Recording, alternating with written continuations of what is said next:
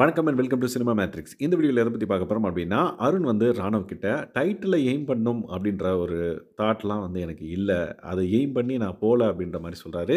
So எதனால இத சொல்றாரு? அண்ட் தென் வேற என்னென்ன விஷயங்கள்லாம் ஷேர் பண்ணாரு ராணவ் கிட்ட அப்டின்றத டீட்டெயில்டா பார்த்துடலாம். அதுக்கு முன்னாடி நம்மளோட சேனல நீங்க சப்ஸ்கிரைப் பண்ணாம இருந்தீங்கன்னா, சப்ஸ்கிரைப் பண்ணி சப்போர்ட் பண்ணுங்க. ஸோ தட் டைட்டில வந்து வின் பண்ணணும் அப்டின்ற ஒரு எய்ம் இல்ல அப்டின்றத வந்து அழுத்தமா வந்து சொல்றாரு அருண். ஏன் அப்டின்னா, ரீசென்ட் டேஸ்ல வந்து பார்த்தீங்கன்னா, அவருக்கு நெறைய எதிர்ப்புகள் வர்றத நம்மளால பார்க்க முடியுது. ஸோ அதனால அவரோட கேரக்டர் வந்து வெளிய தப்பா போயிருக்குமோ அப்டின்ற ஒரு கொஸ்டினும் வந்து விஜய் சேதுபதி சார்ட்ட வந்து அவரு கேட்டாரு. ஸோ அதனால அவர் வந்து டைட்டில எய்ம் பண்ணல அப்டின்ற மாரி அவரு சொல்றாரா? என்ன அப்டின்றது தெரியல. நீங்க என்ன நெனைக்கிறீங்கன்றத மறக்காம இந்த வீடியோல கமெண்ட் பண்ணுங்க. ஏன்னா, அடிக்கடி அவங்களோட ஹார்லி குயின்க்கு வந்து அவர் சொல்றது என்னன்னு பார்த்தீங்கன்னா, கப்போட வரேன், கப்போட வரேன் அப்டின்ற மாரி தான் சொல்லுவாரு. பட் இப்போ வந்து பார்த்தீங்கன்னா, இந்த மாதிரி டைட்டில்லாம் வந்து எனக்கு எய்ம் இல்ல அப்டின்னு சொல்றது வந்து எந்த அளவுக்கு வந்து லைக் அவர் அடிபட்டுருக்காரா? இல்ல வந்து சும்மா சொல்றாரா? அப்படின்றது தெரியல.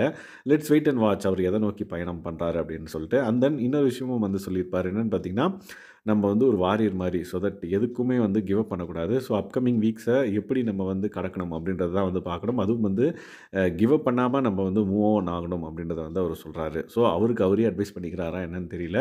ஸோ இந்த விஷயங்கள்லாம் வந்து சொல்றாரு. அண்ட் தென் ஒரு சில விஷயங்கள் அவருக்கு நடக்கிறத வந்து பார்த்தீங்கன்னா, அவரால அக்செப்ட் பண்ணிக்க முடியல. ஏன்னா லாஸ்ட் சாட்டர்டேவும் வந்து பார்த்தீங்கன்னா, அவர் வந்து விஜய் சேதுபதி சார் ஒண்ணு சொல்லுவாரு. அதுக்கு வந்து அவரு அக்செப்ட்டே பண்ணிக்க முடியல. அவரு குடுத்த பதில்.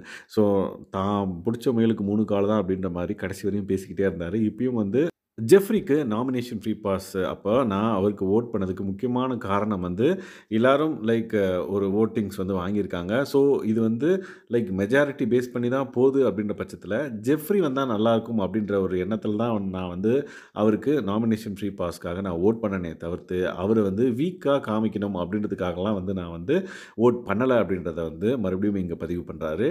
ஏன் அப்படின்னா, விஜய் சேதுபதி சார் வந்து இவங்கெல்லாம் உன்ன சேர்த்து உனக்கு ஓட்டு போட்டு உன்ன வீக்கா காமிச்சிருக்காங்க அப்படின்னு சொல்லியிருப்பாரு. ஸோ அந்த பர்ட்டிகுலர் விஷயம் இவருக்கு ஹிட் ஆகி அத ரிஜிஸ்டர் பண்ணணும்னு சொல்லிட்டு அதையும் வந்து இங்க ரிஜிஸ்டர் பண்ணாரு. ஸோ இவருக்கு வந்து பார்த்தீங்க அப்படின்னா, ஒரு கான்ஃபிடென்ட் லெவல் கம்மியா இருக்கிறத நம்மளால பார்க்க முடியுது. ஸோ இந்த வாரம் விஜய் சேதுபதி சார் அவர் தனியா பேசினதுக்கு அப்புறம் கூட இந்த மாரி பேசுறாரு அப்படின்ற பட்சத்தில, இவரு எத நோக்கி பயணம் பண்றாரு அப்படின்றதே வந்து நம்மளுக்கு ஒரு கொஸ்டின் மார்க்கா தான் இருக்கு. ஏன்னா, பிகினிங்ல வந்து பார்த்தீங்கன்னா, நல்ல லைக் ஒரு விஷயம் சொல்றதா இருக்கட்டும், இல்ல ஒரு விஷயத்த கன்வே பண்றதா இருக்கட்டும், அவர் வந்து ஒரு ஸ்டோரி சொல்லி சொல்லுவாரு. அது நல்லாவே இருக்கும் கேட்க.